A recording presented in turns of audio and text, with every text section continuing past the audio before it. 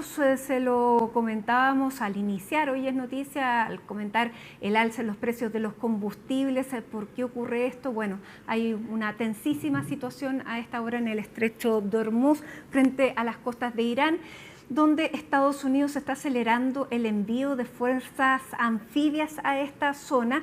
Incluso ha partido un grupo nuevo desde la costa oeste para conversar de lo que significa el estrecho, para conversar qué es lo que significa este bloqueo que tiene al 20% del petróleo mundial paralizado. Vamos a conversar a esta hora con María José Piñeiro, doctora en Seguridad y Defensa, coordinadora además del Centro de Estudios Navales y Marítimos de la Academia de Guerra Naval. María José, muchísimas gracias por este contacto. Muy buenas tardes. Muy buenas tardes, muchas gracias a usted y a CNR Chile por la oportunidad de poder explicar un poquito lo que significa esta mirada desde el mar finalmente.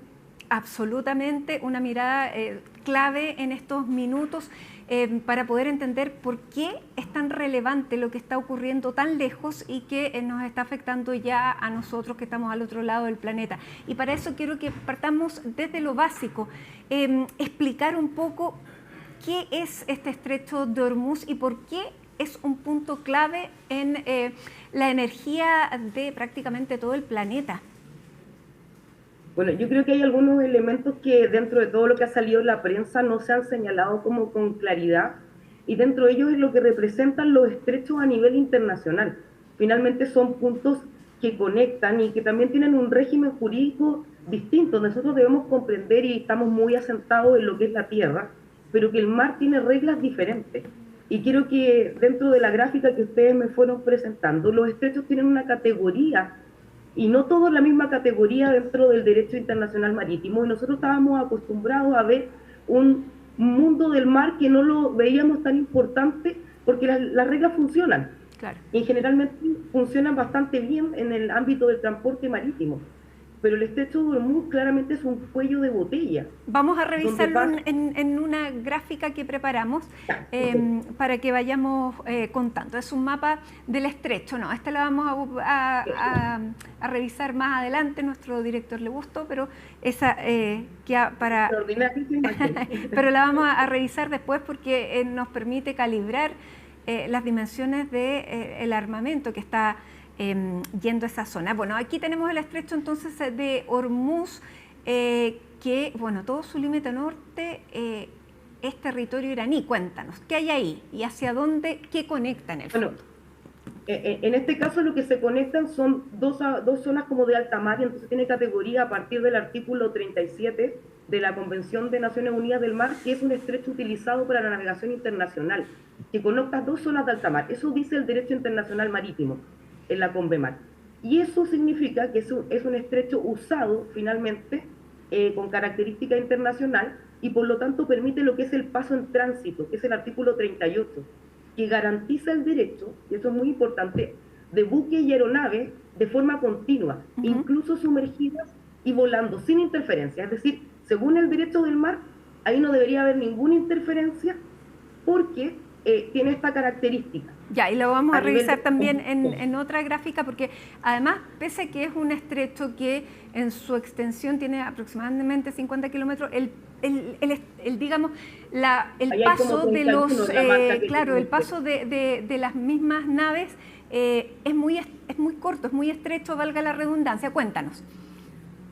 Ahí hay más o menos como entre 31 y 33 kilómetros, y eso está organizado a partir de lo que señala la Organización Marítima Internacional, que es el sistema sistema de paso de tráfico, donde hay un canal donde entran y en el otro donde salen. Esto está bastante regulado, es como una carretera, el mar también tiene sus carreteras. Y dentro de ese proceso, y si ustedes observan, este estrecho tiene dos estados ribereños. Uno sería Irán y el otro sería Omán. Y aquí hay un punto muy interesante, porque, por ejemplo, Irán firma el derecho del mar, pero no lo ratifica. Entonces, por lo tanto, intenta de alguna manera imponer sus leyes o su norma en ese sector. Y la mayor cantidad del tráfico marítimo se da por el lado de Omán. Y ustedes tenían otra gráfica ahí que mostraban cómo Irán intenta bloquear, porque yo creo que la gente en su casa se imagina que está como cerrado, como con una cerca.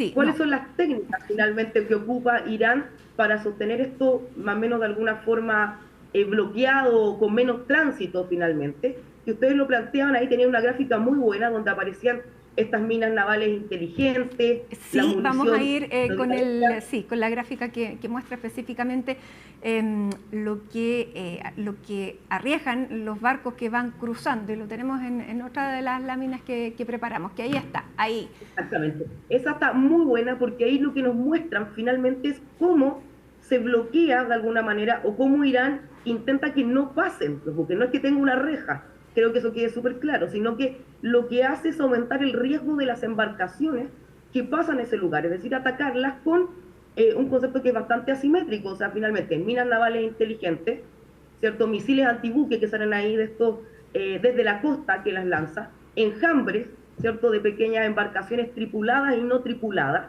y de alguna manera, ¿qué más podíamos? Munición de merodeo, ¿cierto? Estos drones suicidas que podemos encontrar que tienen los iraníes. Entonces esto hace que los buques, al querer pasar, suban los seguros, suban las primas o no pasen. Que las Bueno, mismas porque esto navieras, es las mismas extremadamente empresas, peligroso, además, porque, a ver, estas embarcaciones de superficie que dicen no tripuladas son estas llamadas lanchas rápidas, que estas lanchas rápidas pueden llevar desde una granada hasta un misil, o sea, son extremadamente dúctiles, ¿no? por Y lo que supuesto. van transportando estos barcos es nada menos que petróleo, por lo tanto, o otros gas, por lo tanto, es un polvorín la zona con mucho riesgo tanto para cualquier país que pueda ayudar, entre comillas, a Estados Unidos, que lo está pidiendo e incluso ha catalogado a los países de la OTAN como cobardes por no querer ayudarlo a liberar este estrecho, pero los riesgos son enormes. Pero yo te puedo dar un dato que es un poco mayor. Lo que está de alguna manera solicitando, ¿cierto? Es como un sistema de convoyes. Que vayan, ¿cierto? Estos buques que ya Escoltando. sean de transporte marítimo, de petróleo, no, y que vayan escoltados por los otros buques. Además, Hormuz no solo se puede entender por sí solo porque está Hormuz y al ladito ustedes tienen Bab el Mandeb, que es donde están los Houthis. Y recuerden que también estos están bastante interconectados y Europa también tiene un trabajo muy importante de seguridad por los Houthis, con estos actores no estatales que están conectados con Irán. Entonces, por lo tanto, también tienen fuerzas desplegadas muy cercanamente en esa zona y lo que implican estos riesgos. Y lo otro, el sistema de convoyes, yo creo que es muy importante porque ahí venían las dimensiones, que yo les planteé esta imagen que les mandé con el Costanera Center, ¿cierto? Como ejemplo.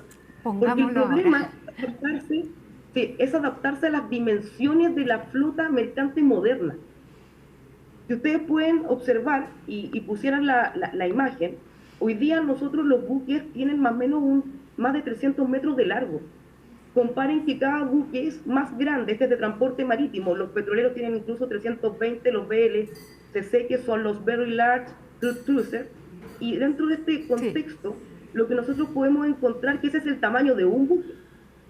Y si ese buque, o varios buques más, podrían ser entre 6 a 8 unidades de estos VLCC de petróleo, que tienen 330 metros aproximadamente, porque los más grandes, los ultras, nos ocupan mucho, son más que nada como para guardar. Tienes que colocarle entre dos cruceros, tienes que ponerle además una mayor cantidad de buques para que lo escolten. Ya vimos el tamaño de Hormuz, claro. creo que eso también es importante.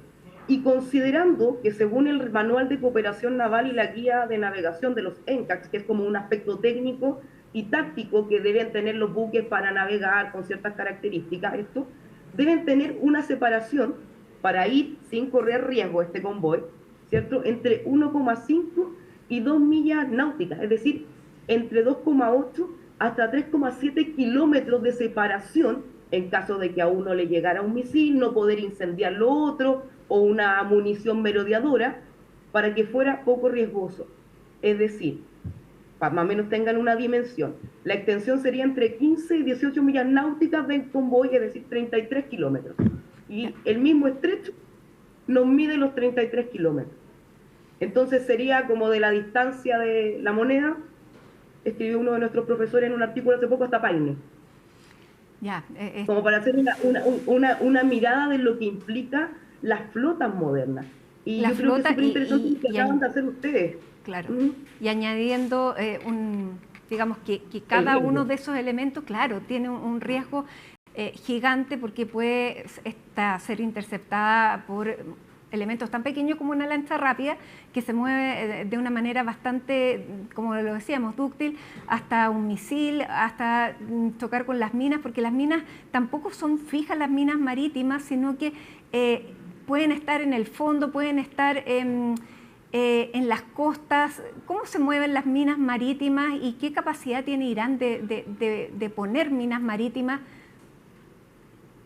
Bueno, Irán generalmente lo que ha realizado es poner en diferentes tipos de lugares estas minas que son como minas inteligentes finalmente, y tiene la capacidad, y ya en otras ocasiones, hace un par de años atrás, había minado diferentes sectores del estrecho. Pero yo creo que lo más interesante del más que el movimiento de las minas es, tú vas a arriesgar un buque de más de 120 millones de dólares para pasar ahí en la zona, ve el costo-beneficio. Claro. O sea, cuando nosotros observamos, como tú me decías, esta lancha rápida, dúctil, que puede llevar un misil o que puede llevar alguna cosa, es que yo estoy arriesgando una capacidad carísima en el paso. Entonces esto nos demuestra que la mirada como del conflicto finalmente asimétrico. Que hoy día Irán, con muy poco, siendo muy bombardeado, lo que tiene es una capacidad muy pequeña para controlar un punto que afecta a la economía global. Ustedes tenían otra gráfica que era muy interesante sobre el GNL. Por ejemplo, esto, si a Irán de alguna otra manera, y también lo tenía en la isla de Yark, si Irán en estos momentos, tú sacas a Irán y lo eliminas del punto de vista de la producción del petróleo, eso es Irán. Y es el 20% del petróleo mundial. Pero claro, lo que tienen ahí, por ejemplo, es Qatar. Y Qatar es una superpotencia en GNL. Claro. Y mucho de su gas sale por Hormuz hacia Asia, que son los que están más expuestos. Bueno, todos los productores de petróleo están básicamente en esa zona, por eso el Golfo Pérsico, el codiciado Golfo Pérsico, porque todos los productores de energía están concentrados ahí, por eso que ese estrecho vale oro redoblado en estos momentos. Y entonces aquí hay un punto súper interesante de los cuales tú estás planteando, y desde mi perspectiva creo que es cuando vemos qué afecta el gas natural. Porque nosotros queremos el gas natural, no sé, pues, energía, calor, de alguna u otra manera. Sin embargo, el gas natural es fundamental, y ahora viene como el impacto más fuerte que puede tener en estos momentos, es fundamental para la producción de fertilizantes. Claro. Y hoy día, lo que tenemos nosotros, principalmente como en la urea, y más del 40% de lo que sale de ese gas natural se utiliza para la producción de fertilizantes en el resto de los países del mundo. Y el hemisferio hoy día del norte está en la época en que comienza su proceso, mira, el cambio de temporada, ¿cierto?, para fertilizar, y esto nos podría traer de alguna manera incluso afectar temas agrícolas, precios de alimentos en el futuro. Bueno, lo vimos con Ucrania, que era un productor importante de fertilizantes. Le sumamos a eso, o sea, no es solo el gas, no es solo el petróleo, sino que es como la economía global hoy día en el mundo está interconectada. Ahora Estados Unidos, María José, ha esbozado en este plan que no sabemos efectivamente qué características tiene, si efectivamente hay un plan estratégicamente diseñado, ha advertido que pudiera tomar el control de la isla de Yark, y en la isla de Yark está el 90% de los recursos petroleros de Irán. ¿Eso puede hacer a Irán liberar el estrecho a cambio de que no le toquen esta isla? Eso yo creo que depende mucho hoy de los objetivos políticos que tenga Irán y cuál sea su mirada, como tú hoy le planteas, esa gráfica también está muy buena. Oye, se pasó del equipo. Cuando nosotros vemos la isla de Yark, ahí está el centro de clave de la exportación de petróleo iraní. Y es el 90% del crudo que es exportado por Irán en esa zona, ¿cierto? Y ahí están los grandes tanques y todos los elementos. Sin Yark, Irán no puede exportar. Eso es una de las características más centrales, ¿cierto? Si pasa algo ahí, cae inmediatamente la exportación y va a subir el petróleo, se va a generar igual un efecto, porque de alguna manera se genera la incertidumbre que puede pasar. Sin embargo, no sería un shock a nivel que Irán deje de exportar petróleo, no sería un problema, porque representa más o menos el 20%, o sea, no es el único que exporta petróleo. Lo que sí, tal vez, es su moneda de cambio, y como tú bien lo planteas, yo creo que puede ser un objetivo militar clave para Estados Unidos, tal vez, y puede ser un punto de negociación relevante para Estados Unidos con Irán, y poder generar cierto, de alguna manera ahí, un acuerdo para aplacar un poco lo que está sucediendo. Porque Ahora, ahí es donde Irán se quedaría sin el gran sustento de su petróleo. todos los países, en el fondo, ¿cuáles son los países que más dependen del el tránsito de combustibles que atraviesa el estrecho?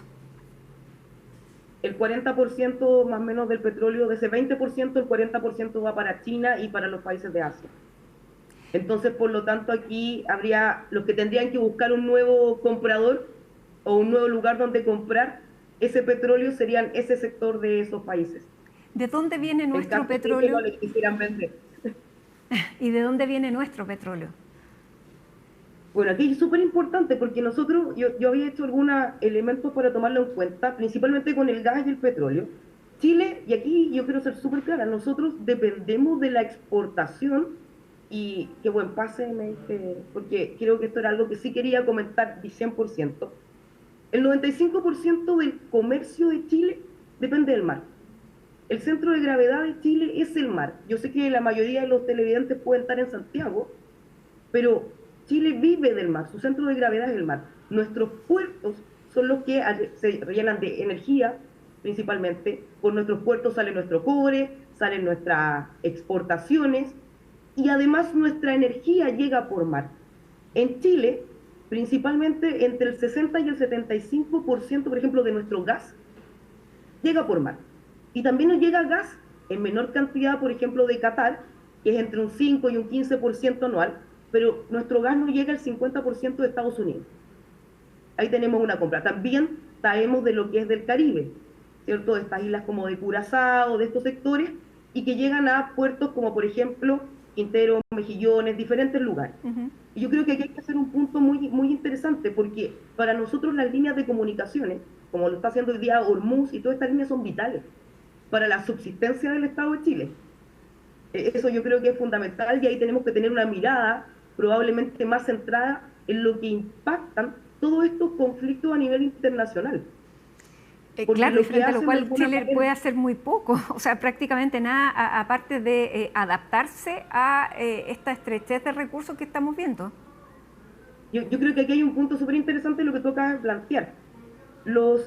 En una economía globalizada, los intereses nacionales de los países están donde vienen tus recursos. Los intereses nacionales hoy día en Chile están donde Chile comercializa, de donde Chile tiene ciertos sus recursos energéticos, y ahí es donde viene y juega el rol el mar. El mar son las carreteras que nos conectan y por lo tanto el concepto que tú acabas de plantear de cómo los otros países quieren ir a cuidar, a abrir el estrecho de Hormuz y ciertas características, por más que estemos en el fin del mundo, yo creo que no hay que dejarlo de considerar, por lo tanto ahí viene la relevancia de un poder marítimo, marítimo fuerte, que se compone del poder naval y los intereses marítimos que nos permiten tener la tranquilidad de cuidar esas rutas, de sostener los esfuerzos de que todas nuestras rutas, para nuestro comercio, para nuestra energía, estén siempre abiertas y permitan nuestro desarrollo. Y ahí hay un punto central que comparamos Hormuz, pero por ejemplo Magallanes empieza a tomar mucha fuerza cuando, por ejemplo, Panamá tiene problemas. En este caso, por ejemplo, el Cabo Buena Esperanza, yo creo que tiene mucho más tráfico ahora para evitar todo el conflicto. Y ya nos ha sucedido que cuando Panamá tuvo sequía, Magallanes tiene una gran importancia. Así es. Y nosotros ahí tenemos un punto a favor. Magallanes no entra en estos elementos de la Convención del Derecho del Mar porque tenemos tratados previos. Magallanes está 100% bajo soberanía chilena. Y eso es lo que nosotros también tenemos ahí que resguardar y cuidar, porque nos permiten esta conexión. Yo creo que ahí hay un punto central, de mirar que también tenemos características interesantes para el sistema mundo. Lo que pasa es que en estos momentos nos vemos un poquito más alejados, pero no, pero igual afectados, si lo queremos considerar.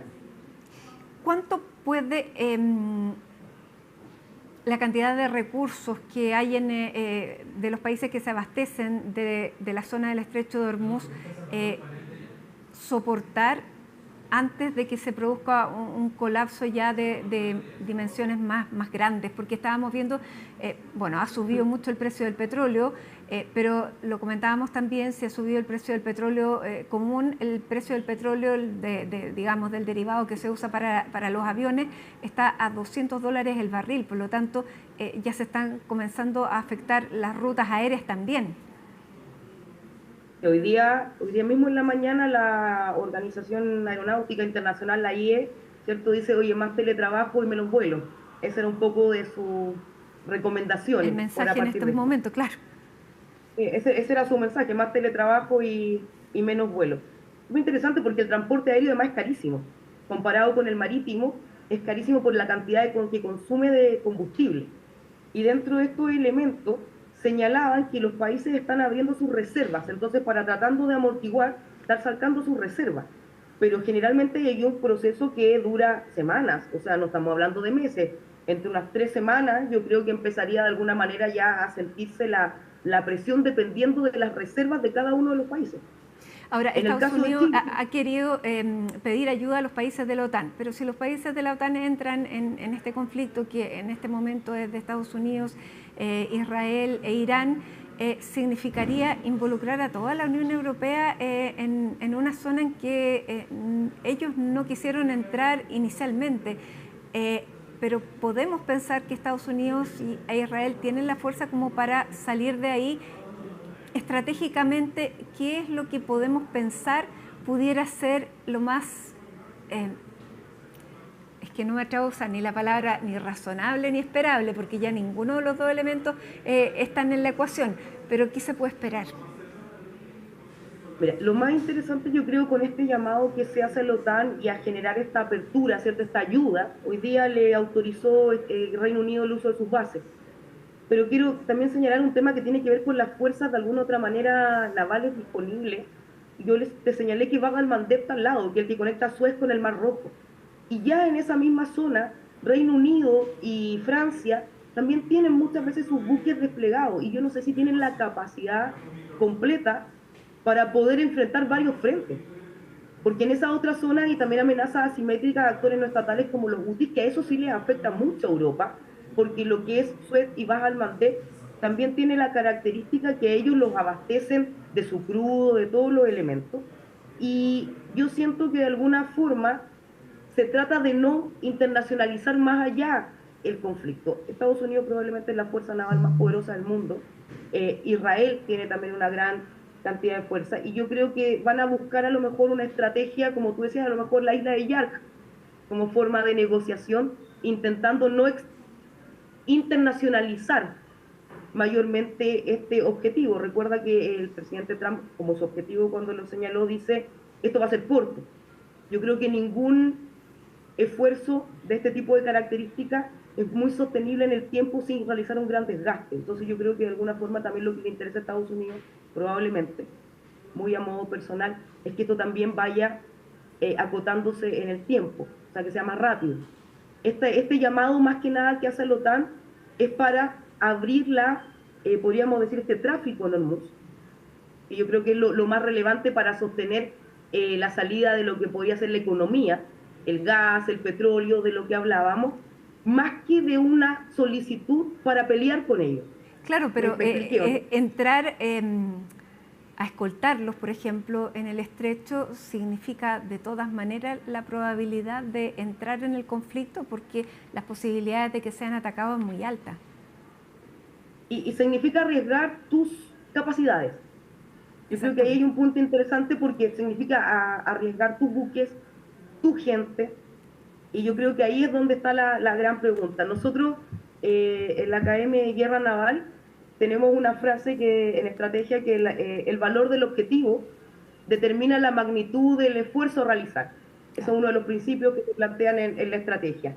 Y aquí la pregunta yo creo inicial que hay que hacerse cuáles son los objetivos, ¿cierto?, políticos de cada uno y de alguna manera cuál es el esfuerzo que están dispuestos a realizar. Y yo creo que en estos momentos para la Unión Europea o para los países europeos, mantenerse lejos para ellos es un poco lo que más ellos desean. Finalmente no quieren ingresar a lo mejor a un conflicto mayor y es perfectamente válido desde el punto de vista de cuando uno tiene sus propios objetivos. Sin duda, y, claro, ese era uno de los problemas iniciales, que no se veía bien cuál era el objetivo de esta intervención. María José Piñeiro, te queremos agradecer esta conversación con CNN Chile para efectivamente poder explicar lo que ocurre, por qué es tan importante el estrecho de Hormuz. Yo creo que nos ha quedado bastante claro con tu explicación y viendo qué significa cada elemento en este mapa desplegado en un punto que es muy puntual, pero que tiene una implicancia gigante. Así que muchísimas gracias por toda esta conversación. María José Piñeiro, doctora en Seguridad y Defensa, coordinadora además del Centro de Estudios Navales y Marítimos de la Academia de Guerra Naval. Muy buenas tardes. En primer lugar, agradecer a CNN. Muchas gracias por la conexión y gracias por permitir posicionar también los temas del mar, que es fundamental para Chile. Yo creo que eso es una de las cosas que más agradezco de esta entrevista. Y muchas gracias. Gracias a ti, te esperamos también más adelante. Estos temas cada vez se vuelven más importantes, así que muchísimas gracias. Gracias, hacemos un alto hasta ahora y regresamos con otras informaciones de la jornada.